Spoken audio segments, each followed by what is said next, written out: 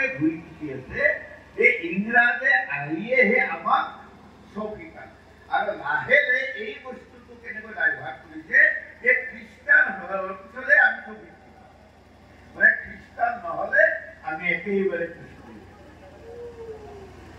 ইংৰাজে ভাষা শিকালে, গতিকে খ্ৰীষ্টান হোৱাৰ পিছত আমাৰ ভাষাৰ বিকাশ হ'ব, খ্ৰীষ্টান হোৱাৰ পিছত আমাৰ সকলো ধৰণৰ বিকাশ।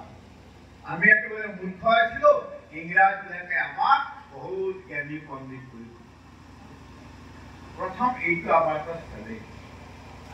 সেইকাৰণে আমি ধৰ্ম সংস্কৃতি সুৰক্ষা মঞ্চৰ কাৰ্যকৰ্তাসকলৰ এটা মূল বিষয় হ'ব লাগে যে ব্ৰিটিছ অহাৰ আগত আমি কোন আছিলো, আমার শিক্ষা ব্যবস্থা কি আছে, আমার সোশিয়াল ব্যবস্থা কি আছে, আমার ট্রেডিশন কি আছে, সমাজ ব্যবস্থা, সমাজের মাজত আইন ব্যবস্থা কেনেকুৱা আছে, এগ্ৰিকালচাৰ ব্যবস্থা কেনেকুৱা আছে, পৰস্পৰৰ মাজত ভাৱৰ আদান প্ৰদান কেনেকুৱা আছে, এই গোটেই কথাবিলাক আমি অধ্যয়ন কৰাৰ প্ৰয়োজন।